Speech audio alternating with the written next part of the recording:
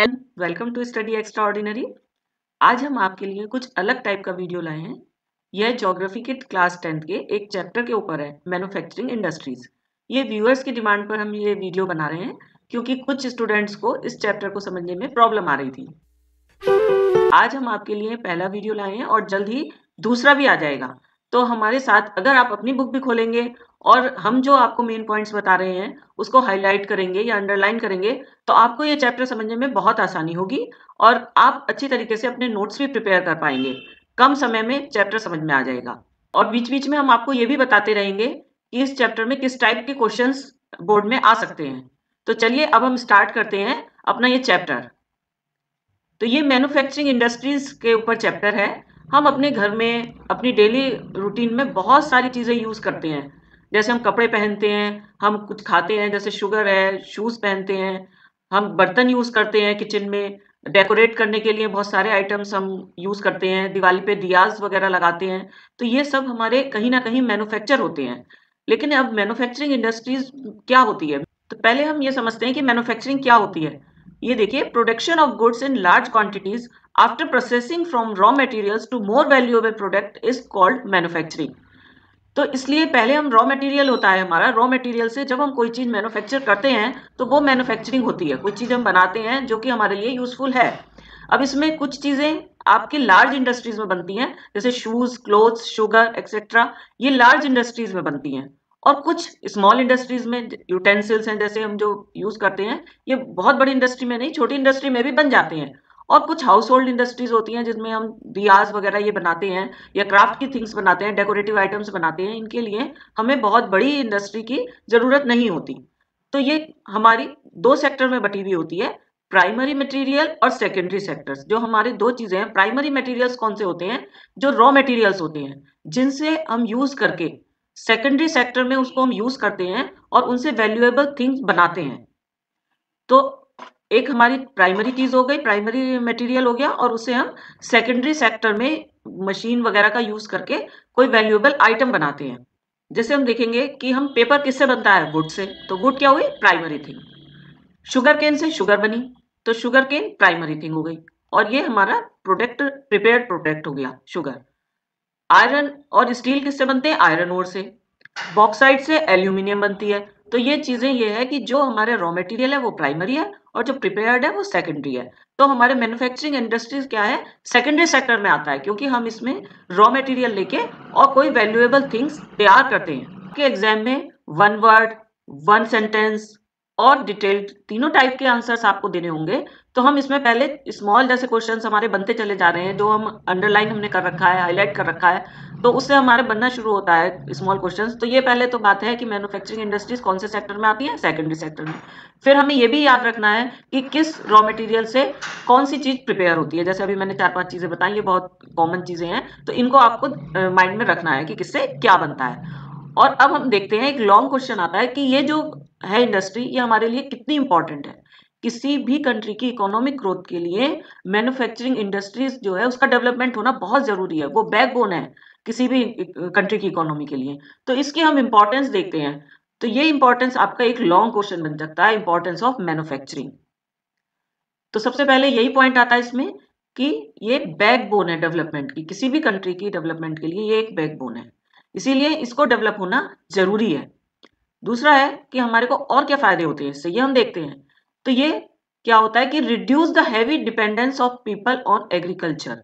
जैसे India agriculture country है, तो most of the people village में रहते हैं और वहां पे वो एग्रीकल्चर के ऊपर ही डिपेंड करते हैं।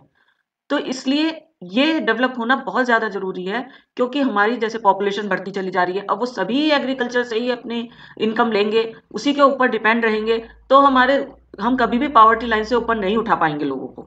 तो इसलिए हमें डेवलपमेंट करना ज़रूरी है, क्योंकि चीज़ें तो हमें सभी चाहिए यूज़ करने के लिए।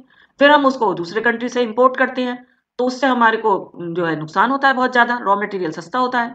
एग्रीकल्चरल सेक्टर के ऊपर डिपेंडेंस अपने लोगों की कम करने के लिए भी इसका डेवलपमेंट बहुत ज्यादा जरूरी है। इसी से दूसरा पॉइंट जुड़ा हुआ है कि pre condition for eradication of unemployment and poverty. तो वही बात जो हम बता रहे थे पहले कि अनएम्प्लॉयमेंट बढ़ जाएगा, क्योंकि इतनी ज़्यादा हमारे पास एग्रीकल्चर के लिए लैंड नहीं है कि जितनी भी पॉपुलेशन बढ़ती जाए उससे ही सब काम होता चला जाए। इतने सारे लोग हमें नहीं चाहिए एग्रीकल्चर में काम करने के लिए, तो हमें इसलिए अनएम्प्लॉयमेंट बढ़ जाएगा और पॉवर्टी बढ़ जाएगी। तो उसको भी कम करने के लिए हमें इसका डेवलपमेंट बहुत ज़्यादा ज़रूरी है।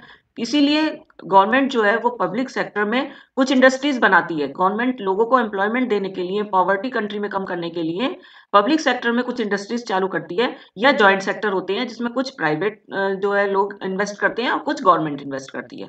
थर्ड पॉइंट इससे रिलेटेड हमारा आता है कि जब हम किसी चीज का प्रोडक्शन करेंगे, तो प्रोडक्शन तो हम एक जगह कर रहे हैं, लेकिन वो सब जगह पे जाएगी कैसे चीज? सारी जगह पे हमें चीज जब वो भेजनी है, क्योंकि सभी लोग उन चीजों को यूज करते हैं। बर्तन केवल एक जगह तो यूज नहीं होते, शूज केवल एक आदमी तो नहीं पहनता, या एक उसके स्टेट के लोग तो नहीं पहनते, वो तो all over the world use होती हैं वो चीजें। तो इसलिए जब हम कोई भी चीज मैन्युफैक्चर करते हैं तो हमें सारी जगह उनको जो है भेजना होता है। इससे क्या होगा? ट्रेड एंड कॉमर्स बढ़ेगा और हमारे को फॉरेन एक्सचेंज आएगी। जब दूसरे कंट्री को हम वो एक्सपोर्ट करते हैं, जो चीजें हमारे यहाँ बनती हैं, तो हमारे रॉ मटेरियल हमारे यहाँ सस्ता हो गया। जो चीज का हमें रॉ मटेरियल मिलता है उसका से हम मैन्युफैक्चर कर लेंगे अपने ही कंट्री में जो चीजों को। तो जब हम उनको एक्सपोर्ट करेंगे तो ट्रेड और कॉमर्स बढ़ेगा हमारी कंट्री का, और हमें फॉरेन एक्सचेंज मिलेगी जिसकी कि हमें बहुत ज्यादा जरूरत होती है। इससे जो है किसी कंट्री का डेवलपमेंट बहुत अच्छे से हो पाता है। तो ये देखना होगा कि इस देश के लोग ज्यादा इनकम जनरेट करते हैं और उसको खर्च भी कर पाते हैं सब चीजों को खरीदने के लिए। अब जैसे इंडिया एक एग्रीकल्चर कंट्री है, तो हम ये अलग अलग नहीं रख सकते। हम ये सोच रहे हैं कि एग्रीकल्चर अलग है, इंडस्ट्री अलग है। ऐसा नहीं है, वो दोनों एक दूसरे के ऊपर डिपेंड करते हैं और दे मूव हैंड इन हैंड, बिल्कुल साथ साथ चलते हैं। जैसे दो लोग एकदम साथ चलते हैं, इसी तरीके से एग्रीकल्चर और इंडस्ट्री साथ साथ चलते हैं। हम उनको अलग अलग नहीं कर सकते कि ये एग्रीकल्चर अलग है और इंडस्ट्री अलग है, क्योंकि हमें रॉ मटेरियल कहाँ से मिलता है? एग्रीकल्चर से। और इंडस्ट्री जो है वो एग्रीकल्चर का डेवलपमेंट करती है, क्योंकि बहुत सारे न्यू मशीन्स वगैरह डेवलप की जा रही हैं जिससे हमारा प्रोडक्शन एग्रीकल्चर का बढ़ता है। तो ये जो है मशीन्स हमें कहाँ से मिलेंगी? ये हमें इंडस्ट्री से मिलती हैं। तो इस तरीके से एक क्वेश्चन आपका ये बनता है कि agriculture and industries are not exclusive of each other, they move hand in hand. Explain it, इसको एक्सप्लेन करना है आपको। तो आप ये देखेंगे और ये एक्सप्लेन करेंगे कि एग्रीकल्चर और इंडस्ट्रीज एक्सक्लूसिव नहीं है, दे मूव हैंड इन हैंड। और इसके लिए आपको ये एग्जांपल देना होगा कि एग्रो इंडस्ट्रीज इंडिया में जो है वो बहुत ही ज्यादा एग्रीकल्चर को बूस्ट करने के लिए जरूरी है। कैसे? उसकी प्रोडक्टिविटी बढ़ाती है ये। They depend on the latter for raw material. जो हमारी एग्रीकल्चर है वो डिपेंड करती है एग्रो बेस्ड इंडस्ट्रीज पर अपने मटेरियल, अपने प्रोडक्शन को बढ़ाने के लिए। अब हम ये देखते हैं कि ये एग्रीकल्चर जो हमारे है वो कैसे इनसे इंडस्ट्रीज से बढ़ता है।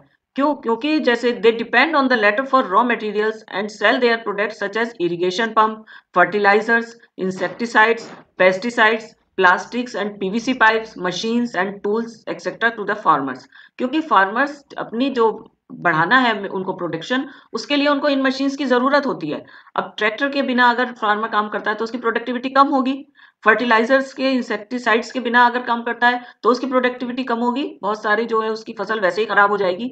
तो इसलिए जब हम इंडस्ट्री में तैयार होकर ये चीजें उनको मिलती हैं तो फार्मर्स इनको यूज करके बहुत ज्यादा प्रोडक्टिविटी को बढ़ा लेते हैं। इसलिए ये दोनों एक दूसरे के ऊपर डिपेंड करते हैं।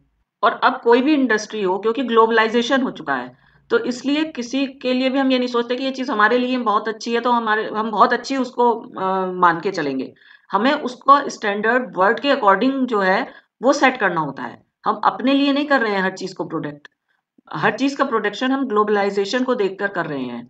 तो इसलिए हमारी क्वालिटी बहुत बढ़िया होनी चाहिए। इंटरनेशनल मार्केट में उसकी डिमांड तभी होगी और हम तभी उसका फायदा ले पाएंगे। अब हमें ये देखना है कि ये इंडस्ट्री को हम बहुत इंपॉर्टेंट तो बता रहे हैं, लेकिन इसका हमारी नेशनल इकोनॉमी में क्या कंट्रीब्यूशन है, क्यों ये इंपॉर्टेंट है, क्या कंट्रीब्यूशन है। तो एक क्वेश्चन आपका ही बनता है कि क्या इंडस्ट्री का कंट्रीब्यूशन है हमारी नेशनल इनकम में। तो पिछले 20 सालों से, 2 डिकेड से जो है वो मैन्युफैक्चरिंग सेक्टर का शेयर जो है वो 70% है हमारी जीडीपी का। जीडीपी से ही किसी कंट्री का वो नापा जाता है कि कौन सा कंट्री ज्यादा प्रॉस्पेरस है, उसकी जीडीपी कितनी है। तो ये 17% है। वैसे 27% आप कह सकते हैं, लेकिन 10% जो है वो माइनिंग, क्वेरीज और इलेक्ट्रिसिटी और गैस के लिए है, जो कि मैन्युफैक्चरिंग इंडस्ट्रीज में एक तरीके से काउंट नहीं होता है। तो इसलिए हम इसको केवल 17% मान के चलेंगे। लेकिन हमारे कंट्री में ये और कंट्रीज के ईस्ट एशियन इकोनॉमिक्स में जो है वो बहुत लोअर है, और कंट्रीज से हम कंपैरिजन करते हैं तो वहां पे ये 25 to 35% है। इसलिए हमें इसको बढ़ाने की जरूरत है। जितना हमारे कंट्री में रॉ मटेरियल हमें मिलता है उस हिसाब से इंडस्ट्री का डेवलपमेंट हमें और ज्यादा करने की जरूरत है, जिससे जीडीपी में इसका परसेंटेज बढ़ सके। अब एक ये चीज आपको याद रखने की जरूरत है, ये आपके objective question, one word answer, इसमें सब में आ सकता है कि क्या वो कर रही है गवर्नमेंट इसके डेवलपमेंट के लिए। तो गवर्नमेंट ने the national manufacturing competitiveness council NMCC का सेटअप किया है इस ऑब्जेक्टिव को पूरा करने के लिए कि नेशनल इकोनॉमी में इसका कंट्रीब्यूशन इंडस्ट्री का कैसे बढ़ता है। तो ये आपको इसका पूरा नेम याद रखना है। ये आपके ऑब्जेक्टिव क्वेश्चंस में फुल फॉर्म के रूप में भी आ सकती है कि एनएमसीसी की फुल फॉर्म क्या है और इसका ऑब्जेक्टिव क्या है। अब एक चीज आती है कि हम इंडस्ट्री को लगाएं कहाँ। ये बड़ी इंडस्ट्री हम कह रहे हैं तो वो कहीं पे भी कैसे भी स्टार्ट कर ले, कहीं पे भी लगा लें? नहीं, ऐसा नहीं है। अब इंडस्ट्री की लोकेशन क्या होनी चाहिए, लोकेशन का देखते हैं कि industrial location are complex in nature, क्योंकि उसमें बहुत सारी चीजें हमें चाहिए होती हैं। रॉ मटेरियल चाहिए, रॉ मटेरियल के साथ में लेबर चाहिए, लोग चाहिए हमें काम करने के लिए, कैपिटल चाहिए, कैपिटल हमें उसमें जो इन्वेस्ट करते हैं पैसे वो चाहिए, पावर चाहिए क्योंकि कोई भी काम करने के लिए आपको पावर चाहिएगी, इलेक्ट्रिसिटी की प्रॉब्लम नहीं होनी चाहिए, और मार्केट चाहिए जिससे कि वो बन जाए जब चीज तो हम उसको कैसे लोगों तक पहुंचाएं, तो वो चीजें बहुत दूर नहीं होनी चाहिए, ट्रांसपोर्ट की फैसिलिटी होनी चाहिए। तो ये सारी चीजें जो हैं इससे इन्फ्लुएंस होती है इंडस्ट्रियल लोकेशन। और इंडस्ट्रियलाइजेशन एंड अर्बनाइजेशन ये भी साथ साथ चलता है। ये चीज आपको याद रखने की है, और एक ये पॉइंट बिल्कुल याद रखना है कि इंडस्ट्रियलाइजेशन और अर्बनाइजेशन ये बिल्कुल साथ साथ चलते हैं। कैसे है कि जो है सिटीज सिटीज होंगे उनमें मार्केट होगा, तो वो बनी हुई चीजों को लोगों तक पहुंचाने के लिए आपको आसान हो जाएगा मार्केट में, और आपको सर्विसेज भी मिल जाएंगे। आप सिटीज के पास होंगे तो कैसी सर्विसेज चाहिए आपको, बैंक चाहिए, इंश्योरेंस चाहिए, ट्रांसपोर्ट चाहिए, लेबर चाहिए, कंसल्टेंट्स चाहिए, और फाइनेंशियल एडवाइस चाहिए। ये सब चीजें आपको एक इंडस्ट्री को डेवलप करने के लिए चाहिए, तो वो आपको कहाँ मिलेंगी, किसी सिटी के पास ही मिलेंगी। तो इसलिए ये भी जरूरी है कि इंडस्ट्रियलाइजेशन और अर्बनाइजेशन ये बिल्कुल साथ साथ चलता है। और ये है कि अगर एक इंडस्ट्री किसी सिटी के पास डेवलप होती है तो वहां पे एक बहुत सारी और इंडस्ट्रीज को भी जो है वो एडवांटेज मिल जाता है। तो इससे क्या होता है, अर्बन सेंटर्स जो हैं वो डेवलप हो जाते हैं और बहुत सारी इंडस्ट्रीज एक साथ वहां पर आ जाती हैं। इसको क्या बोलते हैं, एग्लोमेरेशन इकोनॉमिक्स। जब जहां पे बहुत सारी इंडस्ट्रीज एक साथ इकट्ठी हो जाती हैं, एक साथ आ जाती हैं, तो वहां पे जो है एग्लोमेरेशन इकोनॉमिक्स उसको कहते हैं, क्योंकि वहां पे अर्बनाइजेशन बहुत अच्छे से हो जाता है और वो जो है एक अच्छे इंपॉर्टेंट सेंटर बन जाते हैं मैन्युफैक्चरिंग इंडस्ट्रीज के। अब हम इसको कैसे समझते हैं कि कैसे बनता है ये प्लेस, क्योंकि एक इंडस्ट्रीज कहीं पे डेवलप हुई, अब उस इंडस्ट्रीज के लिए भी तो bank, transport, labour, consultants, financial advice, ये सारी चीजें वहां पे आ जाएंगी। और लेकिन केवल एक इंडस्ट्री के वहां पे होने से उनको भी पूरा बेनिफिट नहीं हो पाएगा, और एक इंडस्ट्री उनको इतनी ज्यादा उनके हिसाब से, उनकी सर्विसेज के हिसाब से पे नहीं कर पाएगी। तो क्या होगा कि लेकिन अब जब दूसरी इंडस्ट्रीज है वो जब देखती हैं कि यहाँ पे जो है ये सारी चीजें अवेलेबल हैं, तो दूसरे इंडस्ट्री भी वहां पर आ जाती है। इस तरीके से वो पूरा हब बन जाता है एक इंडस्ट्रीज का, और वहां पे सारी चीजें डेवलप हो जाती हैं। तो आपके को ये क्वेश्चन जो है, industrialisation and urbanisation go hand in hand. एक तो चीज आपका एक क्वेश्चन तो ये बनता है, और एक क्वेश्चन आपका ये बनता है एग्लोमेरेशन इकोनॉमिक्स क्या होता है। तो ये आपको समझाना है, ये दोनों क्वेश्चन का आंसर आपको मिला जुला हो जाएगा, क्योंकि आपको ये समझाना है कि एग्लोमेरेशन क्या होता है। जब बहुत सारी इंडस्ट्रीज एक जगह पे आ जाती हैं तो वहां अर्बनाइजेशन भी ज्यादा अच्छे से हो जाता है, और इंडस्ट्रियलाइजेशन भी। और इंडस्ट्रियलाइजेशन और urbanisation go hand in hand, इसमें भी आप ये चीज बता सकते हैं कि एक इंडस्ट्री अगर एक जगह डेवलप होती है तो वहां और भी इंडस्ट्रीज आ जाती हैं, और इस तरीके से वहां पे एग्लोमेरेशन ऑफ इंडस्ट्रीज हो जाता है। इसका एक एग्जांपल हम देखते हैं। प्री इंडिपेंडेंस पीरियड में मैन्युफैक्चरिंग यूनिट्स ज्यादातर जो लोकेटेड होते थे वो इस पॉइंट ऑफ व्यू से होते थे, क्योंकि ओवरसीज ट्रेड जो करते थे वो हमारा ज्यादातर पानी के वाटर ट्रांसपोर्ट से होता था। तो वहां पे कहाँ पे ये डेवलप हुए थे, मुंबई, कोलकाता, चेन्नई, जो हमारे सीज के पास है। अब इस टेबल को पढ़ के भी, जो ये इंडस्ट्री और मार्केट लिंकेज है, इस टेबल को पढ़ के और इसको बिल्कुल जो है ध्यान से देखेंगे तो इसमें यही चीज पता चल रही है कि हमारा पहले रॉ मटेरियल, फिर फैक्टर्स ऑफ प्रोडक्शन जो है लैंड, लेबर, कैपिटल, ये सारी चीजें हमें जहां मिलेंगी, फिर हमारा उसके बाद ट्रांसपोर्ट होगा, फैक्ट्री से फैक्ट्री तक रॉ मटेरियल लाने के लिए ट्रांसपोर्ट चाहिए, और जो प्रोडक्शन होगा उसको भी हम ट्रांसपोर्ट से ही मार्केट तक पहुंचा सकते हैं। तो फिर हमें ट्रांसपोर्ट चाहिए, और फिर उसके बाद मार्केट में जब वो हमारा सेल हो जाता है प्रोडक्ट, तब हमारा मनी जनरेट होता है, और फिर वो मनी वापस हमारा रॉ मटेरियल लेने में लग जाता है। इस तरीके से इंडस्ट्री और मार्केट का लिंक होता है। अब सबसे पहले जब कहीं फैक्ट्री लगाने का डिसीजन लिया जाता है, इंडस्ट्री स्टार्ट करने का डिसीजन लिया जाता है, तो उसमें जब हम लोकेशन देखते हैं कि कहाँ पे ये इंडस्ट्री हम लगा सकते हैं, तो सबसे पहले ये डिसीजन लेने में ये देखा जाता है कि लीस्ट कॉस्ट पे हमें फैक्ट्री की लोकेशन मिल जाए, क्या हमें लैंड अवेलेबल हो जाए, जितनी हमें लैंड चाहिए इंडस्ट्री को लगाने के लिए। फिर गवर्नमेंट की पॉलिसीज वहां पे कैसी हैं इंडस्ट्रीज के लिए, लिबरल हैं या नहीं है, बहुत सारी जो है उसमें ऑब्स्टेकल आ रहे हैं हमें। और फिर हमें लेबर जो है उस काम को करने के लिए स्पेशलाइज्ड लेबर हमें कहाँ पे मिल रही है। तो ये सारी पॉइंट्स जो हैं आपका लोकेशन डिसाइड करने में बहुत ही इंपॉर्टेंट रोल प्ले करती हैं। तो जब ये क्वेश्चन ये भी है कि इंडस्ट्री का लोकेशन कैसा होना चाहिए, और हम क्या चीजें जो है ध्यान में रखें, क्या पॉइंट्स हम ध्यान में रखें जब हम इंडस्ट्री लगाने जा रहे हैं और उसकी लोकेशन डिसाइड करने जा रहे हैं। तो इसमें ये पॉइंट्स आपके आती हैं कि सबसे पहले लीस्ट कॉस्ट पे लैंड अवेलेबल होनी चाहिए, गवर्नमेंट की पॉलिसीज वहां पे लिबरल होनी चाहिए, स्पेशलाइज्ड लेबर हमें मिलनी चाहिए, ट्रांसपोर्ट की फैसिलिटी होनी चाहिए, अर्बनाइजेशन वहां से बहुत ज्यादा दूर नहीं होना चाहिए जिससे हमें मार्केट अवेलेबल हो जाए। नेक्स्ट क्वेश्चन जो आपका बनता है, बहुत ही इंपॉर्टेंट पॉइंट है, वो है क्लासिफिकेशन ऑफ इंडस्ट्रीज।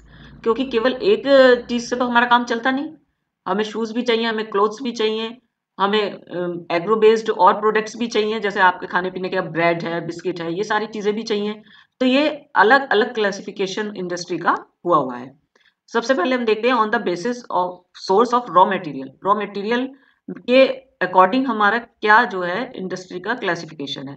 तो सबसे पहले है एग्रो बेस्ड इंडस्ट्रीज और मिनरल बेस्ड इंडस्ट्रीज। दो तरीके के रॉ मटेरियल होते हैं, एग्रो बेस्ड जिसमें कॉटन, वूलन जो हमें एग्रीकल्चरल से मिलते हैं, jute, silk, textile, rubber and sugar, tea, coffee, edible oil, इन पे based industry agro based industry होगी। और मिनरल बेस्ड जो हमें उसके अर्थ के अंदर से मिलते हैं, मिनरल बेस्ड होते हैं जो हमें अर्थ के अंदर से जो चीजें मिलती हैं, मिनरल्स मिलते हैं, उनके ऊपर जो इंडस्ट्री डिपेंड होती है वो मिनरल बेस्ड इंडस्ट्री होंगी, जिसमें iron and steel, cement, aluminium, ये सारी इंडस्ट्रीज आएंगी। अब दूसरा जो हमारा इसका क्लासिफिकेशन है वो है according to main role, basic और की इंडस्ट्रीज। इसमें ये होगा कि which supply their products of raw material to manufacture other goods. ये बेसिक इंडस्ट्रीज होती हैं जिसमें iron and steel and copper smelting, aluminium smelting, ये इंडस्ट्रीज आती हैं। दूसरी है कंज्यूमर इंडस्ट्रीज, जिसके प्रोडक्ट जो है वो डायरेक्ट कंज्यूमर तक पहुंचते हैं। बेसिक इंडस्ट्रीज के प्रोडक्ट जो हैं वो दूसरी चीजों को मैन्युफैक्चर करने के लिए यूज में आते हैं, लेकिन जो कंज्यूमर इंडस्ट्रीज होती हैं उनके प्रोडक्ट डायरेक्ट कंज्यूमर को यूज करने के लिए मिल जाते हैं, जैसे शुगर है, टूथपेस्ट, पेपर, ये सारी चीजें डायरेक्ट कंज्यूमर को मिलती हैं। अब कैपिटल इन्वेस्टमेंट के हम किसमें कितना मनी इन्वेस्ट कर रहे हैं, इसके हिसाब से भी दो तरह की इंडस्ट्री होती है, स्मॉल स्केल इंडस्ट्री और लार्ज स्केल इंडस्ट्री।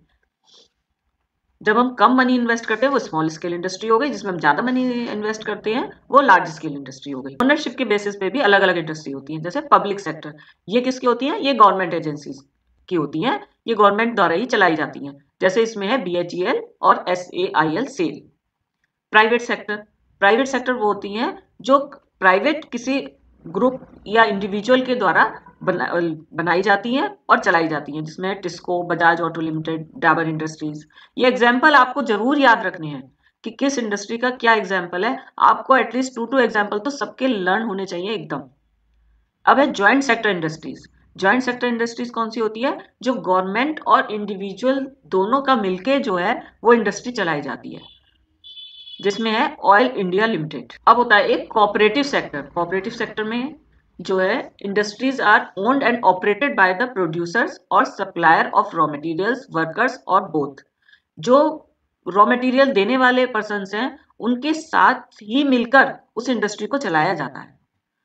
तो ये शुगर इंडस्ट्री में बहुत ही कारगर है ये कोऑपरेटिव सेक्टर, तो इसलिए महाराष्ट्र में और केरला में कॉयर इंडस्ट्री ये कोऑपरेटिव सेक्टर में बहुत अच्छा वर्क करती है। अब based on the bulk and weight of raw material and finished goods, इसके हिसाब से industry, heavy industry such as iron and steel, और लाइट इंडस्ट्री जैसे इलेक्ट्रिकल आइटम्स, तो इसके हिसाब से भी 2 तरह की इंडस्ट्री होती है। ये क्लासिफिकेशन आपको सारी इंडस्ट्री का नेम पता होने चाहिए कि किस बेसिस पे कौन-कौन सी इंडस्ट्रीज का क्लासिफिकेशन किया गया है, और एटलीस्ट उनके 2 एग्जांपल्स आपको लर्न होने चाहिए। ये एक इंपॉर्टेंट क्वेश्चन बन जाता है। तो हम अपने नेक्स्ट वीडियो में डिफरेंट टाइप्स ऑफ इंडस्ट्रीज के बारे में डिस्कस करेंगे, और ये बताएंगे कि कौन सी जो ये क्लासिफिकेशन हमने बताया है इसमें कौन कौन सी इंपॉर्टेंट इंडस्ट्रीज हैं। तो अगर आपको मेरा ये वीडियो पसंद आया हो तो इसे लाइक करिएगा और इसे शेयर करिएगा, और स्टडी एक्स्ट्रा ऑर्डिनरी चैनल को सब्सक्राइब करिएगा। बाय।